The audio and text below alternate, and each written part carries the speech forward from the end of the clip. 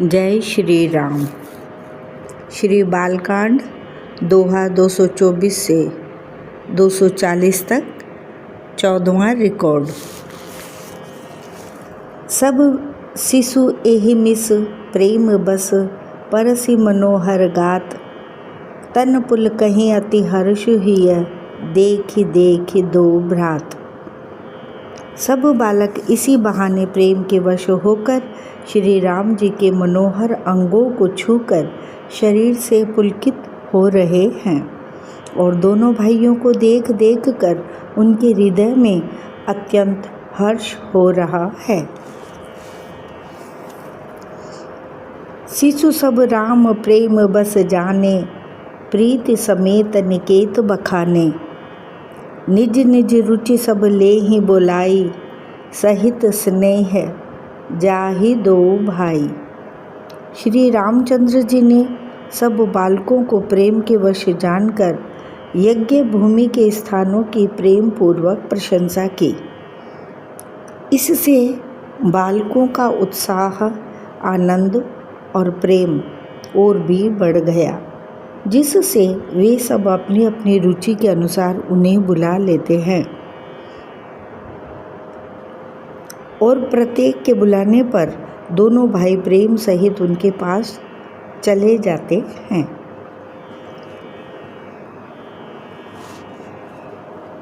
राम दिखावहि अनुज ही रचना, कहि मृदु मधुर मनोहर बचना।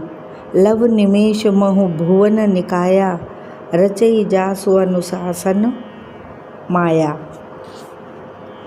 कोमल, मधुर और मनोहर वचन कहकर श्री राम जी अपने छोटे भाई लक्ष्मण को यज्ञ भूमि की रचना दिखलाते हैं, जिनकी आज्ञा पाकर माया लव निमेष पलक गिरने के चौथाई समय, लव निमेष अर्थात पलक गिरने के चौथाई समय में ब्रह्मांडों के समूह रच डालती है। भगति हेतु सोई दीन दयाला, चितवत चकित धनुष मखसाला। कौतुक देख चले गुरु पाहि, जान विलंब त्रास मन माहि। वही दीनों पर दया करने वाले श्री राम जी भक्ति के कारण धनुष यज्ञशाला को चकित होकर देख रहे हैं। इस प्रकार सब कौतुक विचित्र रचना देखकर वे गुरु के पास चले। देर हुई जानकर उनके मन में डर है। जासु त्रास डर कहूँ डर होई, भजन प्रभाव दिखावत सोई। कही बातें मृदु मधुर सुहाई, किए विदा बालक बरियाई।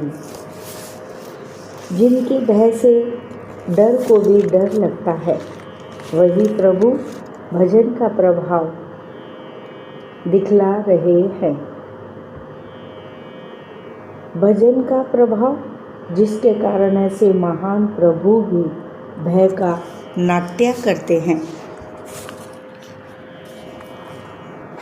उन्होंने कोमल, मधुर और सुंदर बातें कहकर बालकों को जबरदस्ती विदा किया। सब है सप्रेम विनीत अति, सकुच सहित दो भाई। गुरुपद पंकज नाई, सिर बैठे आय सुपाए। फिर भय, प्रेम, विनय और बड़े संकोच के साथ दोनों भाई गुरु के चरण कमलों में सिर नवाकर आज्ञा पाकर बैठे।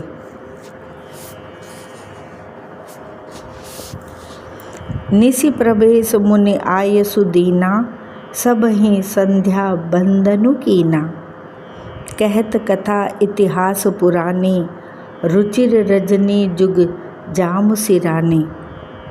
रात्रि का प्रवेश होते ही संध्या के समय मुनि ने आज्ञा दी, तब सब ने संध्या वंदन किया।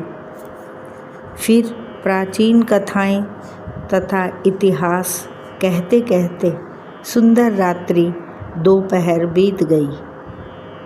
मुनि बर शयन कीनि तब जाई, लगे चरण चापन दो भाई। जिनके चरण सरोरुह लागी, करत विविध जप जोग विरागी। तब श्रेष्ठ मुनि ने जाकर शयन किया। दोनों भाई उनके चरण दबाने लगे। जिनके चरण कमलों के दर्शन एवं स्पर्श के लिए वैराग्यवान पुरुष भी भांति भांति के जप और योग करते हैं। ते दो बंधु प्रेम जनु जीते, गुरुपद कमल पलोटत प्रीति। बार बार मुनि आज्ञा दीनी, रघुबर जाए शयन तब कीनी। वे ही दोनों भाई मानो प्रेम से जीते हुए प्रेम पूर्वक गुरु जी के चरण कमलों को दबा रहे हैं। मुनि ने बार बार आज्ञा दी। तब श्री रघुनाथ जी ने जाकर शयन किया। चापत चरण लखन उर लाए, सब है सप्रेम परम सचुप आए। पुण्य पुण्य प्रभु कह सो बहु ताता, पौढ़े धरी उर पद जल जाता। श्री राम जी के चरणों को हृदय से लगाकर भय और प्रेम सहित परम सुख का अनुभव करते हुए लक्ष्मण जी उनको दबा रहे हैं। प्रभु श्री रामचंद्र जी ने बार बार कहा, हे तात अब सो जाओ। तब वे उन चरण कमलों को हृदय में धरकर लेट रहे। उठे लखनो निसि विगत सुनी, अरुण शिखा धुनि कान। गुरु ते पहिले ही जगतपति, जागे राम सुजान। रात बीतने पर मुर्गे का शब्द कानों से सुनकर लक्ष्मण जी उठे। जगत के स्वामी सुजान श्री रामचंद्र जी भी गुरु से पहले ही जाग गए। सकल सोच करे जाए नहाए, नित्य निबाहि मुनि सिर नाए।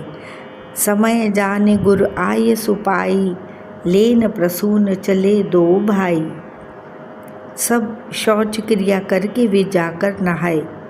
फिर संध्या अग्निहोत्रादि नित्य कर्म समाप्त करके उन्होंने मुनि को मस्तक नवाया।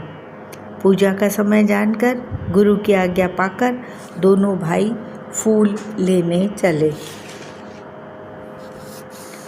भूप बागु बर देखो जाई, जह बसंत ऋतु रही लो भाई।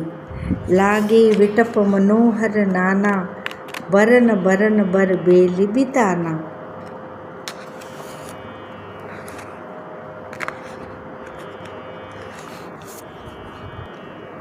उन्होंने जाकर राजा का सुंदर बाग देखा, जहाँ बसंत ऋतु लुभा कर रह गई है।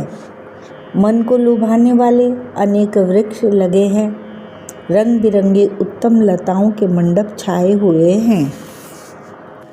नव पल्लव फल सुमन सुहाए, निज संपत्ति सुर रूख ल जाए। चातक कोकिल कीर चकोरा, कूजत बिहग नटत कलमोरा। नए पत्तों, फलों और फूलों से युक्त सुंदर वृक्ष अपनी संपत्ति से कल्प वृक्ष को भी लजा रहे हैं। पपीहे, कोयल, तोते, चकोर आदि पक्षी मीठी बोली बोल रहे हैं और मोर सुंदर नृत्य कर रहे हैं। मध्य बाग सरसोह सुहावा, मनि सोपान विचित्र बनावा। विमल सलिलो सर सिज बहुरंगा, जल खग कूजत गुंजत भृंगा। बाग के बीचों बीच सुहावना सरोवर सुशोभित है, जिसमें मणियों की सीढ़ियाँ विचित्र ढंग से बनी हैं। उसका जल निर्मल है, जिसमें अनेक रंगों के कमल खिले हुए हैं। जल के पक्षी कलरव कर रहे हैं और भ्रमर गुंजार कर रहे हैं। बागु तड़ागु बिलो की प्रभु, हर्षे बंधु समेत। परम रम्य आरामो यह, जो राम ही सुख देत। बाग और सरोवर को देखकर प्रभु श्री रामचंद्र जी भाई लक्ष्मण सहित हर्षित हुए। यह बाग वास्तव में परम रमणीय है। जो जगत को सुख देने वाले श्री रामचंद्र जी को सुख दे रहा है। चहुँ दिसि चितई पूछ माली गन, लगे लेन दल फूल मुदित मन। तेहि अवसर सीता तह आई, गिरिजा पूजन जननी पठाई। चारों ओर दृष्टि डालकर और मालियों से पूछकर वे प्रसन्न मन से पत्र पुष्प लेने लगे। उसी समय सीता जी वहाँ आई। माता ने उन्हें गिरिजा पार्वती जी की पूजा करने के लिए भेजा था। संग सखी सब सुभग सयानी, गावहीं गीत मनोहर बानी। सर समीप गिरिजा ग्रह सोहा, बरनि न जाय देख मनमोहा। साथ में सब सुंदरी और सयानी सखियां हैं जो मनोहर वाणी से गीत गा रही हैं। सरोवर के पास गिरिजा जी का मंदिर सुशोभित है, जिसका वर्णन नहीं किया जा सकता। देखकर मन मोहित हो जाता है। मज्जनु करि सर सखिन समेता, गई मुदित मन गोरी निकेता। पूजा कीनि अधिक अनुरागा, निज अनुरूप सुभग बरु मागा। सखियों सहित सरोवर में स्नान करके सीता जी प्रसन्न मन से गिरिजा जी के मंदिर में गई। उन्होंने बड़े प्रेम से पूजा की और अपने योग्य सुंदर वर मांगा। एक सखी सिय संगु बिहाई, गई रही देखन फुलवाई। तेहि दो बंधु बिलो के जाई, प्रेम बिबस सीता पहीं आई। एक सखी सीता जी का साथ छोड़कर फुलवाड़ी देखने चली गई थी। उसने जाकर दोनों भाइयों को देखा और प्रेम में विहल होकर वह सीता जी के पास आई। तासु दशा देखी सखिन, पुलक गात जलु नैन। कहु कारण निज हर्ष कर, पूछई सब मृदु बैन। सखियों ने उसकी दशा देखी कि उसका शरीर पुलकित है और नेत्रों में जल भरा है। सब कोमल वाणी से पूछने लगी कि अपनी प्रसन्नता का कारण बता। देखन बाग कुंवर दुई आए, बै किशोर सब भांति सुहाए। श्याम गोर किमि कहूँ बखानी, गिरा अनयन नयन बिनु पानी। नयन बिनु बानी। उसने कहा, दो राजकुमार बाग देखने आए हैं, किशोर अवस्था के हैं और सब प्रकार से सुंदर हैं। वे सांवले और गोरे रंग के हैं। उनके सौंदर्य को मैं कैसे बखान कर कहूँ। वाणी बिना नेत्र की है और नेत्रों के वाणी नहीं है। सुनि हर्षी सब सखी सयानी, सिय हिय अति उत्कंठा जानी। एक कहें नृप सुत तेई आली, सुने जे मुनि संग आए काली। यह सुनकर और सीता जी के हृदय में बड़ी उत्कंठा जानकर सब सयानी सखियाँ प्रसन्न हुई। तब एक सखी कहने लगी, हे सखी, ये वही राजकुमार हैं जो सुना है कि कल विश्वामित्र मुनि के साथ आए हैं।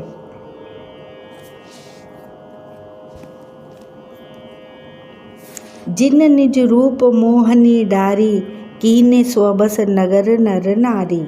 बरनत छवि जह तह सब लोगु, अवसि देख अहीं देखन जोगु। और जिन्होंने अपनी रूप की मोहनी डालकर नगर के स्त्री पुरुषों को अपने वश में कर लिया। जहाँ तहाँ सब लोग उन्हीं की छवि का वर्णन कर रहे हैं। अवश्य चलकर उन्हें देखना चाहिए, वे देखने ही योग्य हैं। तासु वचन अति सियहि सुहाने, दरस लागे लोचन कुलाने। चली अग्र करी प्रिय सखी सोई, प्रीति पुरातन लखई न कोई। उसके वचन सीता जी को अत्यंत ही प्रिय लगे और दर्शन के लिए उनके नेत्र अकुला उठे। उसी प्यारी सखी को आगे कर सीता जी चली। पुरानी प्रीति को कोई लख नहीं पाता।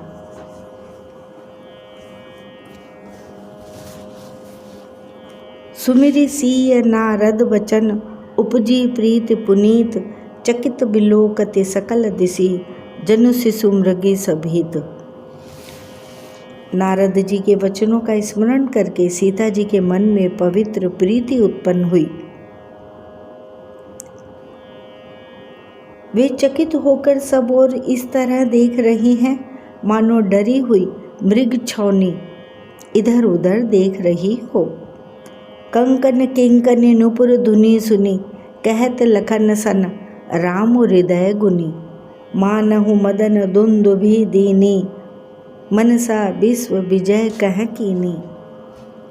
कंकण हाथों के कड़े, करधनी और पायजेब के शब्द सुनकर श्री रामचंद्र जी हृदय में विचार कर लक्ष्मण से कहते हैं, यह ध्वनि ऐसी आ रही है मानो कामदेव ने विश्व को जीतने का संकल्प करके डंके पर चोट मारी है।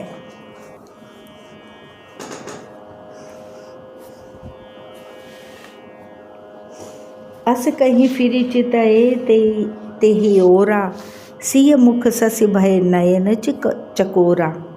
भय बिलोचन चारु अचंचल, मनहु सकुच निमितज दिग अंचल। ऐसा कहकर श्री राम जी ने फिरकर उस ओर देखा। श्री सीता जी के मुख रूपी चंद्रमा को निहारने के लिए उनके नेत्र चकोर बन गए, सुंदर नेत्र स्थिर हो गए, टकटकी लग गई। मानो निमि अर्थात जनक जी के पूर्वज ने, जिनका सबकी पलकों में निवास माना गया है, लड़की दामाद के मिलन प्रसंग को देखना उचित नहीं, इस भाव से सकुचाकर पलकें छोड़ दी, अर्थात पलकों में रहना छोड़ दिया, जिससे पलकों का गिरना रुक गया। देख सिय शोभा सुख पावा, हृदय सराहत वचन न आवा। जन बिरंच सब निज निपुनाई, बिरच विश्व कह प्रगति दिखाई। सीता जी की शोभा देखकर श्री राम जी ने बड़ा सुख पाया। हृदय में वे उसकी सराहना करते हैं, किंतु मुख से वचन नहीं निकलते।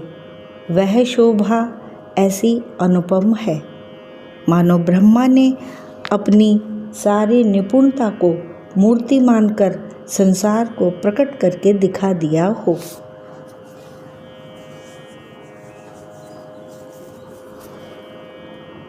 सुंदरता कहूँ सुंदर करई, छवि ग्रह दीप सिखा जनु बरई। सब उपमा कभी रहे जुठारी, के ही पट तरों विदेह कुमारी। वह सीता जी की शोभा सुंदरता को भी सुंदर करने वाली है। वह ऐसी मालूम होती है मानो सुंदरता रूपी घर में दीपक की लौ जल रही हो।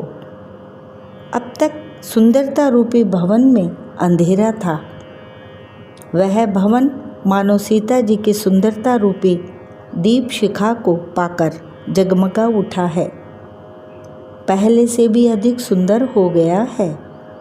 सारी उपमाओं को तो कवियों ने जूठा कर रखा है। मैं जनक नंदिनी श्री सीता जी की किससे उपमा दूं। सिय शोभा ही बरनि प्रभु, आपनि दशा विचारी। बोले सुचिमन अनुज सन, वचन समय अनुहारी। इस प्रकार हृदय में सीता जी की शोभा का वर्णन करके और अपनी दशा को विचार कर प्रभु श्री रामचंद्र जी पवित्र मन से अपने छोटे भाई लक्ष्मण से समयानुकूल वचन बोले। तात जनक तनया यह सोई, धनुष यज्ञ जेहि कारण होई। पूजन गौरी सखी लय आई, करत प्रकाश फिरई फुलवाई। हे तात, यह वही जनक जी की कन्या है जिसके लिए धनुष यज्ञ हो रहा है। सखियाँ इसे गौरी पूजन के लिए ले आई हैं। यह फुलवाड़ी में प्रकाश करती हुई फिर रही है। जासु बिलो की अलौकिक शोभा, सहज पुनीत मोर मनु क्षोभा। सो सब कारण जान विधाता, फर कहीं सुबद अंग सुनु भ्राता। जिसकी अलौकिक सुंदरता देखकर स्वभाव से ही पवित्र मेरा मन क्षुब्ध हो गया है, वह सब कारण अथवा उसका सब कारण तो विधाता जाने। किंतु हे भाई सुनो, मेरे मंगलदायक दाहिने अंग फड़क रहे हैं। रघुबंसिन कर सहज सुभाऊ, मन कुपंथ पगु धरई न काऊ। मोही अतिशय प्रतीति मन केरी, जेहि सपने हो पर नारी न हेरी। रघुवंशियों का यह सहज जन्मगत स्वभाव है कि उनका मन कभी कुमार्ग पर पैर नहीं रखता। मुझे तो अपने मन का अत्यंत ही विश्वास है कि जिसने स्वप्न में भी पराई स्त्री पर दृष्टि नहीं डाली है, जागृत की तो कौन कहे। जिनके लहे ही न रिपु रन पीठी, नहीं पावई परतीय मनु डीठी। मंगन लह ही न जिन कै नाही, ते नरबर थोरे जग माही। रण में शत्रु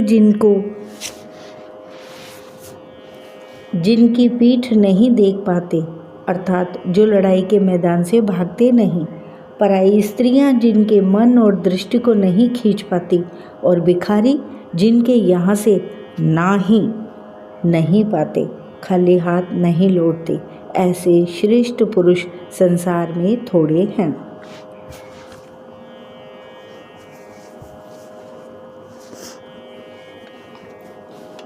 करत बत कही अनुज सन, मन सिय रूप लोभान। मुख सरोज मकरंद छवि, करई मधुप इव पान। यूँ श्री राम जी छोटे भाई से बात कर रहे हैं, पर मन सीता जी के रूप में लुभाया हुआ उनके मुख रूपी कमल के छवि रूपी मकरंद रस को भोरे की तरह पी रहा है। चितवती चकित चहूँ दिसि सीता, कह गए नृप किशोर मनु चिंता। जह बिलोक मृग सावक नयनी, जनु तह बरिस कमल निसित श्रेणी। सीता जी चकित होकर चारों ओर देख रही हैं। मन इस बात की चिंता कर रहा है कि राजकुमार कहाँ चले गए। बाल मृग नयनी, मृग के छोने की सी आँख वाली सीता जी जहाँ दृष्टि डालती हैं, वहाँ मानो श्वेत कमलों की कतार बरस जाती है। लता ओट तब सखिन लखाए, श्यामल गोर किशोर सुहाए। देखी रूप लोचन ललचाने, हर्षे जनु निज निधि पहचाने। तब सखियों ने लता के ओट में सुंदर श्याम और गौर कुमारों को दिखलाया।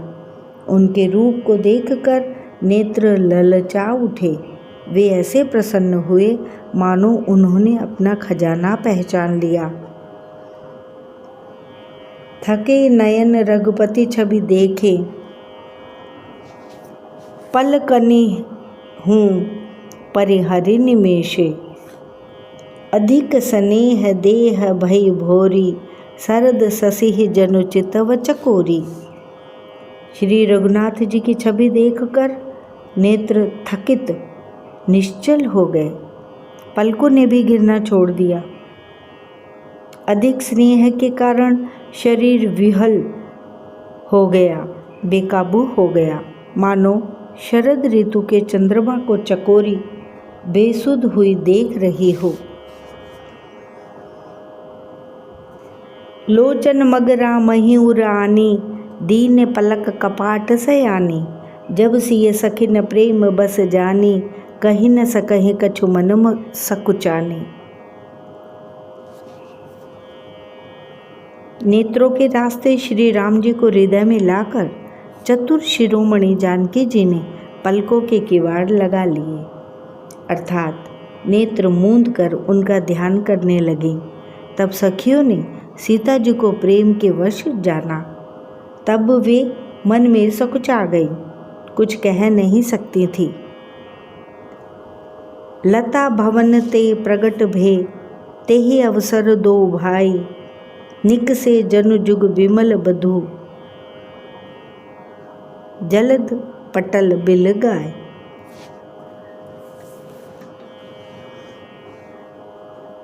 उसी समय दोनों भाई लता मंडप कुंज में से प्रकट हुए, मानो दो निर्मल चंद्रमा बादलों के पर्दे को हटाकर निकले हों। लता भवन ते प्रगट भे, ते ही अवसर दो भाई, निकसे जनु जुग विमल विधु, जलद पटल बिल गाय। शोभा सीव सुभग दो बीरा, नील पीत जल जाभ शरीरा, मोर पंख सिर सोहत नीके, गुच्छ बीच बिच कुसुम कली के। दोनों सुंदर भाई शोभा की सीमा है। उनके शरीर की आभा नीले और पीले कमल की सी है। सिर पर सुंदर मोर पंख सुशोभित है। उनके बीच बीच में फूलों की कलियों के गुच्छे लगे हैं। भाल तिलक श्रम बिंदु सुहाए, श्रवण सुभग भूषण छवि छाए, बिकट भ्रकुटि कच घूघर वारे, नव सरोज लोचन रतनारे। माथे पर तिलक और पसीने की बूंदें शोभायमान हैं। कानों में सुंदर भूषणों की छवि छाई है। टेढ़ी भुएं और घुंघराले बाल हैं। नए लाल कमल के समान रत्नारे अर्थात लाल नेत्र हैं।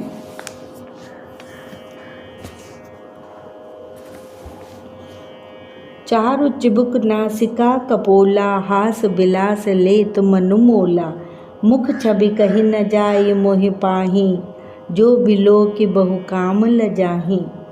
ठोड़ी, नाक और गाल बड़े सुंदर हैं और हंसी की शोभा मन को मोल लिए लेती है। मुख की छवि तो मुझसे कही ही नहीं जाती, जिसे देखकर बहुत से कामदेव लजा जाते हैं।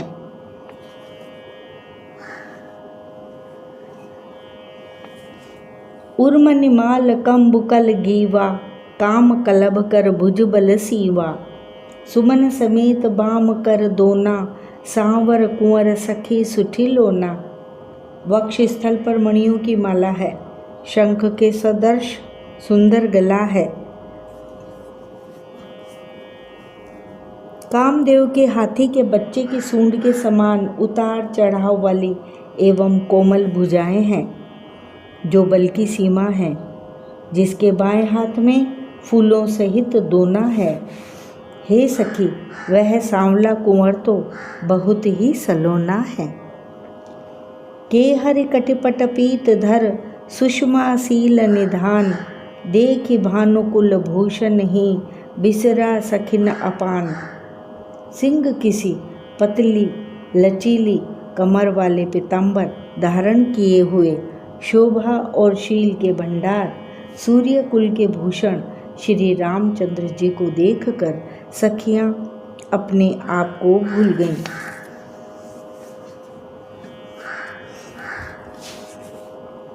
धरि धीरज एक आली सयानी, सीता सन बोली गही पानी, बहुरी गौरी कर ध्यान करे हु, भूप किशोर देख किन लेहु। एक चतुर सखी धीरज धरकर हाथ पकड़कर सीता जी से बोली, गिरिजा जी का ध्यान फिर कर लेना, इस समय राजकुमार को क्यों नहीं देख लेती। सकुचि सियत तब नयन उघारे, सन्मुख दो रघु सिंह निहारे। नख सिख देखि राम के शोभा, सुमिरि पिता पनु मनु अति क्षोभा। तब सीता जी ने सकुचा कर नेत्र खोले और रघुकुल के दोनों सिंहों को अपने सामने खड़े देखा। नख से शिखा तक श्री राम जी की शोभा देखकर और फिर पिता का प्रण याद करके उनका मन बहुत क्षुब्ध हो गया। पर बस सखिन लखी जब सीता, भयउ गहरू सब कहहीं सभीता। पुनि आऊब एहि बेरियां काली, अस कही मन बिहसी एक आली। जब सखियों ने सीता जी को परवश प्रेम के वश देखा तब सब भयभीत होकर कहने लगी, बड़ी देर हो गई, अब चलना चाहिए, कल इसी समय फिर आएंगी। ऐसा कहकर एक सखी मन में हंसी। गूढ़ गिरा सुनिसिय सकुचानी, भयं विलंब मातु भयं माने।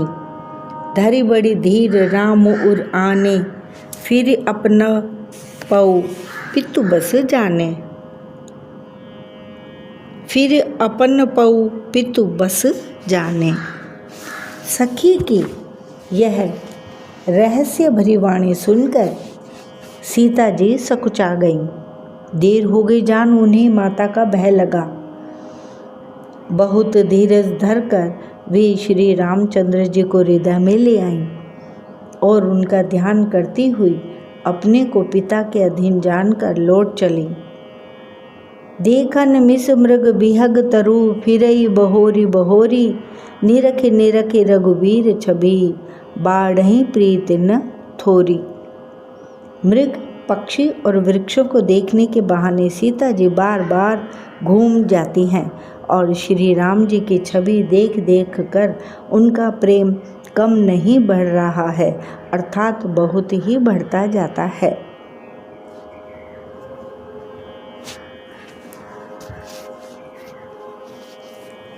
जान कठिन शिव चाप बिसूरति, चली राखी उर श्यामल मूरति। प्रभु जब जात जान की जानी, सुख स्नेह शोभा गुण खानी। शिव जी के धनुष को कठोर जानकर वे बिसूरती अर्थात मन में विलाप करती हुई हृदय में श्री राम जी की सांवली मूर्ति को रख कर चली। शिव जी के धनुष की कठोरता का स्मरण आने से उन्हें चिंता होती थी कि ये सुकुमार रघुनाथ जी उसे कैसे तोड़ेंगे। पिता के प्रण की स्मृति से उनके हृदय में क्षोभ था ही, इसलिए मन में विलाप करने लगी। प्रेमवश ऐश्वर्य के विस्मृति हो जाने से ही ऐसा हुआ। फिर भगवान के बल का स्मरण आते ही वे हर्षित हो गई और सांवली छवि को हृदय में धारण करके चली। प्रभु श्री राम जी ने जब सुख स्नेह शोभा और गुणों की खान श्री जानकी जी को जाती हुई जाना, परम प्रेममय मृदुमसी कीन्ही, चारु चित्त भीति लिखी लीनी।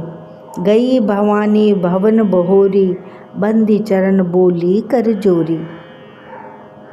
तब परम प्रेम की कोमल स्याही बनाकर उनके स्वरूप को अपने सुंदर चित्त रूपी भित्ति पर चित्रित कर लिया।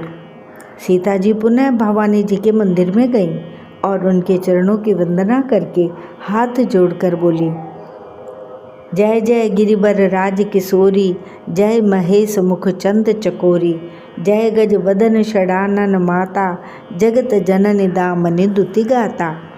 हे श्रेष्ठ पर्वतों के राजा हिमाचल की पुत्री पार्वती, आपकी जय हो जय हो। हे महादेव जी के मुख रूपी चंद्रमा की ओर टकटकी लगाकर देखने वाली चकोरी, आपकी जय हो। हे हाथी के मुख वाले गणेश जी और 6 मुख वाले स्वामी कार्तिक जी की माता, हे जगत जननी, हे बिजली की सी कांति युक्त शरीर वाली, आपकी जय हो। नहीं तब आदि मध्य अवसाना, अमित प्रभाव बेदु नहीं जाना। भव भव विभव पराभव कारिणी, विश्व विमोहिनी स्वबस विहारिणी। आपका न आदि है, न मध्य है और न अंत है। आपके असीम प्रभाव को वेद भी नहीं जानते। आप संसार को उत्पन्न, पालन और नाश करने वाली हैं, विश्व को मोहित करने वाली और स्वतंत्र रूप से विहार करने वाली हैं। पति देवता सुतिय महु, मातु प्रथम तव रेख, महिमा अमित न सकहीं कहीं, सहस शारदा शेष। पति को इष्ट देव मानने वाली श्रेष्ठ नारियों में हे माता, आपकी प्रथम गणना है।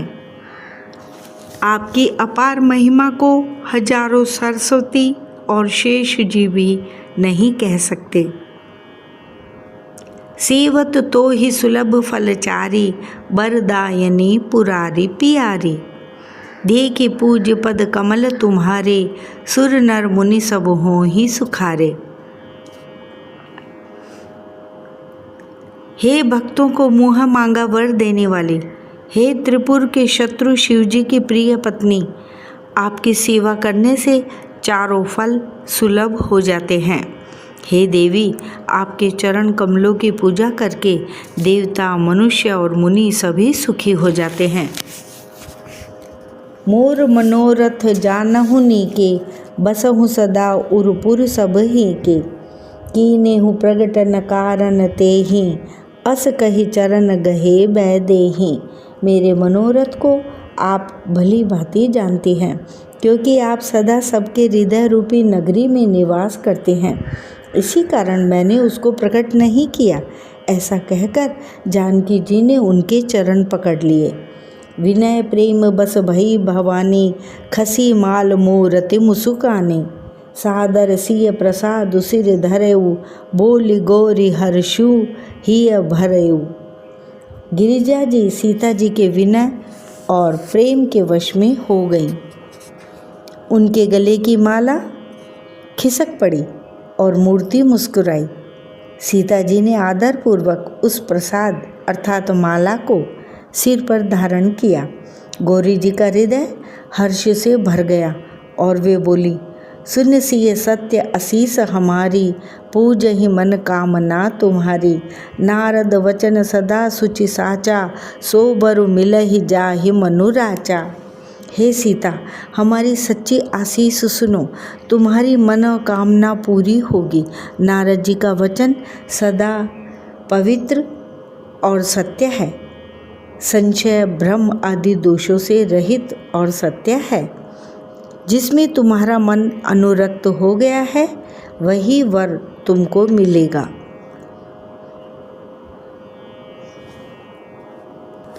मनु जाहि राचेऊ, मिलहि सोबर सहज सुंदर सांवरो। करुणा निधान सुजानशील, स्नेह जानत रावरो। एहि भांति गोरी असीस सुनसिय, सहित ही हर्षी अली। तुलसी भवानी पूजी पुनि पुनि, मुदित मन मंदिर चली। जिसमें तुम्हारा मन अनुरक्त हो गया है वही स्वभाव से ही सुंदर सांवला वर श्री रामचंद्र जी तुमको मिलेगा। वह दया का खजाना और सुजान अर्थात सर्वज्ञ है, तुम्हारे शील और स्नेह को जानता है। इस प्रकार श्री गौरी जी का आशीर्वाद सुनकर जानकी जी समेत सब सखियां हृदय में हर्षित हुईं। तुलसीदास जी कहते हैं, भवानी जी को बार बार पूजकर सीता जी प्रसन्न मन से राजमहल को लौट चली। सोरठा। सिय हिय हर्ष न जाई कहीं, जानि गौरी अनुकूल। बाम अंग फरकन लगे, मंजुल मंगल मूल। गौरी जी को अनुकूल जानकर सीता जी के हृदय को जो हर्ष हुआ वह कहा नहीं जा सकता। सुंदर मंगलों के मूल उनके बाएं अंग फड़कने लगे। हृदय सराहत सिय लोनाई, गुरु समीप गवने दो भाई। राम कहा सब कौशिक पाही, सरल स्वभाव छुअत छल नाही। हृदय में सीता जी के सौंदर्य की सराहना करते हुए दोनों भाई गुरु जी के पास गए। श्री रामचंद्र जी ने विश्वामित्र जी से सब कुछ कह दिया, क्योंकि उनका सरल स्वभाव है, छल तो उसे छूता भी नहीं है। सुमन पाए मुनि पूजा कीनी, पुनि असीस दुह बाहिन दीनी। सुफल मनोरथ हो तुम्हारे, राम लखन सुने भये सुखारे।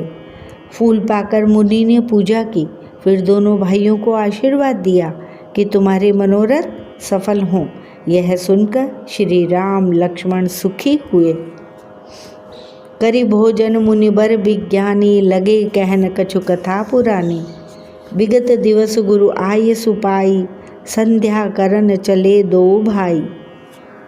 श्रेष्ठ विज्ञानी मुनि विश्वामित्र जी भोजन करके कुछ प्राचीन कथाएं कहने लगे। इतने में दिन बीत गया और गुरु की आज्ञा पाकर दोनों भाई संध्या करने चले। प्राच दिसी ससी उयऊ सुहावा, सिय मुख सरिस देखि सुख पावा। बहुरी विचारु कीन मन माही, सिय बदन सम हिम कर नाही। उधर पूर्व दिशा में सुंदर चंद्रमा उदय हुआ। श्री रामचंद्र जी ने उसे सीता के मुख के समान देख कर सुख पाया। फिर मन में विचार किया कि यह चंद्रमा सीता जी के मुख के समान नहीं है।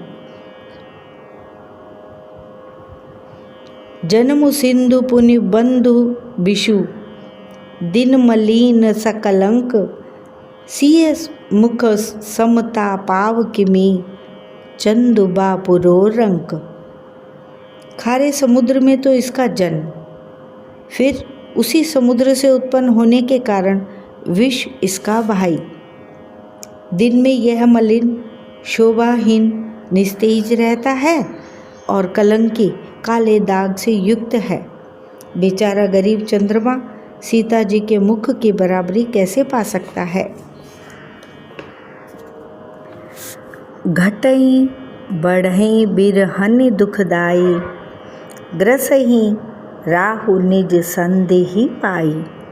कोक शोक प्रद पंकज द्रोही, अवगुण बहुत चंद्रमा तोही। फिर यह घटता बढ़ता है और विरहणी स्त्रियों को दुख देने वाला है। राहु अपनी संधि में पाकर इसे ग्रस लेता है। चकवे को चकवी के वियोग का शोक देने वाला और कमल का बैरी उसे मुरझा देने वाला है। हे चंद्रमा, तुझ में बहुत से अवगुण हैं जो सीता जी में नहीं हैं।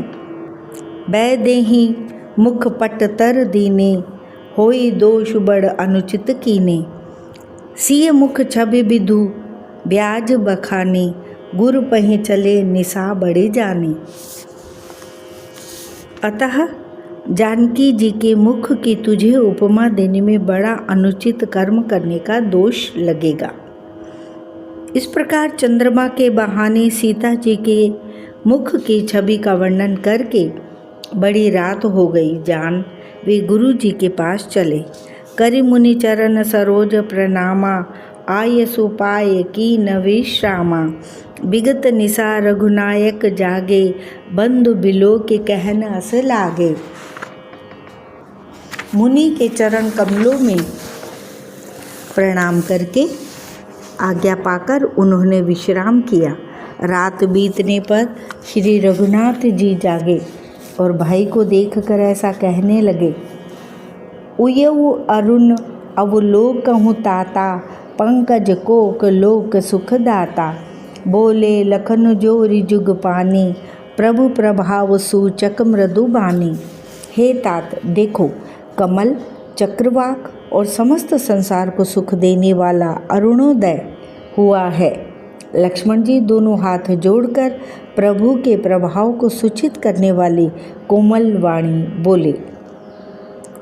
अरुणोदयम सकुचे कुमुद, उडगन ज्योति मलिन। जिमि तुम्हार आगमन सुनी, भय नृपति बलहीन। अरुणोदय होने से कुमुदनी सकुचा गई और तारागणों का प्रकाश फीका पड़ गया। जिस प्रकार आपका आना सुनकर सब राजा बलहीन हो गए हैं। नृप सब नखत करहीं उजियारी, टारी न सकहीं चाप तम भारी। कमल कोक मधुकर खग नाना, हर्षे सकल निशा अवसाना। सब राजा रूपी तारे उजाला करते हैं, मंद प्रकाश करते हैं, पर वे धनुष रूपी महान अंधकार को हटा नहीं सकते। रात्रि का अंत होने से जैसे कमल, चकवे, भौरे और नाना प्रकार के पक्षी हर्षित हो जाते हैं, हर्षित हो रहे हैं, ऐसे ही प्रभु सब भगत तुम्हारे, होई हहि टूटे धनुष सुखारे। भयउ भानु बिनु श्रम तम नासा, दुरे नखत जग तेजु प्रकाशा। वैसे ही हे प्रभु, आपके सब भक्त धनुष टूटने पर सुखी होंगे। सूर्य उदय हुआ, बिना ही परिश्रम अंधकार नष्ट हो गया, तारे छिप गए, संसार में तेज का प्रकाश हो गया। रवि निज उदय ब्याज रघुराया, प्रभु प्रताप सब नृपन दिखाया। तव भुज बल महिमा उद्घाटी, प्रगति धनु बिघटन परिपाटी। हे रघुनाथ जी, सूर्य ने अपने उदय के बहाने सब राजाओं को प्रभु आपका प्रताप दिखलाया है। आपकी भुजाओं के बल की महिमा को उद्घाटित करने वाले, खोलकर दिखाने के लिए ही धनुष तोड़ने की यह पद्धति प्रकट हुई है। बंधु वचन सुने प्रभु मुस्काने, होई सुचि सहज पुनीत नहाने। नित्य क्रिया करि गुरु पहि आए, चरण सरोज सुभग सिर नाए। भाई के वचन सुनकर प्रभु मुस्कुराए। फिर स्वभाव से ही पवित्र श्री राम जी ने शौच से निवृत्त होकर स्नान किया और नित्य कर्म करके वे गुरु जी के पास आए। आकर उन्होंने गुरु जी के सुंदर चरण कमलों में सिर नवाया। सतानंदु तब जनक बुलाए, कौसुक मुनि पहि तुरत पठाए।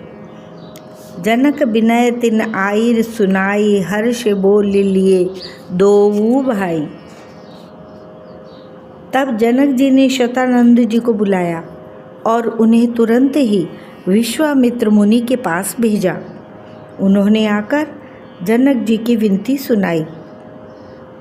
विश्वामित्र जी ने हर्षित होकर दोनों भाइयों को बुलाया।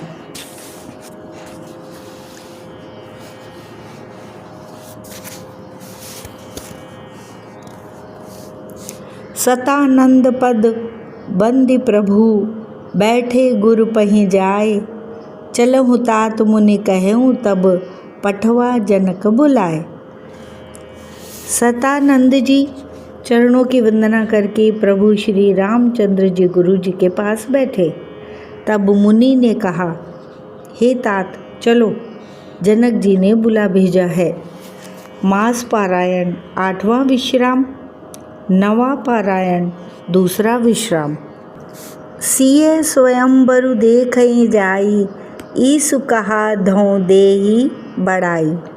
लखन कहा जस भाजन सोई, नाथ कृपा तब जा पर होई।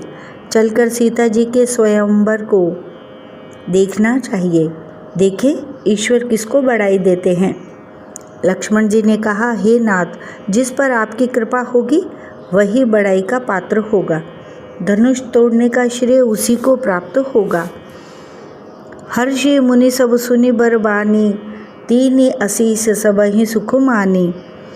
पुनि मुनि वृंद समेत कृपाला, देखन चले धनुष मखसाला। इस श्रेष्ठ वाणी को सुनकर सब मुनि प्रसन्न हुए। सभी ने सुख मानकर आशीर्वाद दिया। फिर मुनियों के समूह सहित कृपालु श्री रामचंद्र जी धनुष यज्ञशाला देखने चले। रंग भूमि आए दो भाई, असि सुधि सब पुरवासी न पाई। चले सकल ग्रह काज बिसारी, बाल जुबान जरठ नर नारी।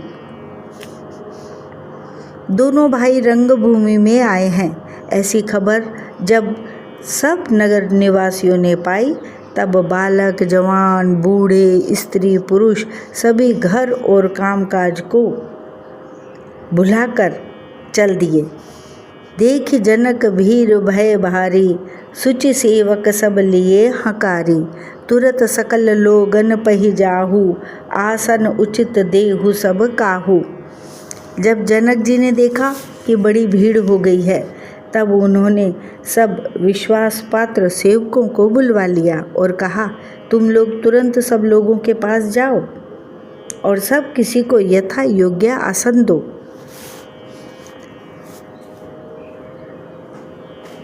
कहि मृदु वचन विनीत तिन्ह, बैठा रे नर नारी, उत्तम मध्यम नीच लघु, निज निज थल अनुहारी। उन सेवकों ने कोमल और नम्र वचन कहकर उत्तम, मध्यम, नीच और लघु सभी श्रेणी के स्त्री पुरुषों को अपने अपने योग्य स्थान पर बैठाया। जय श्री राम। दोहा 224 से 240 तक। 14वां रिकॉर्ड पूर्ण। जय श्री राम।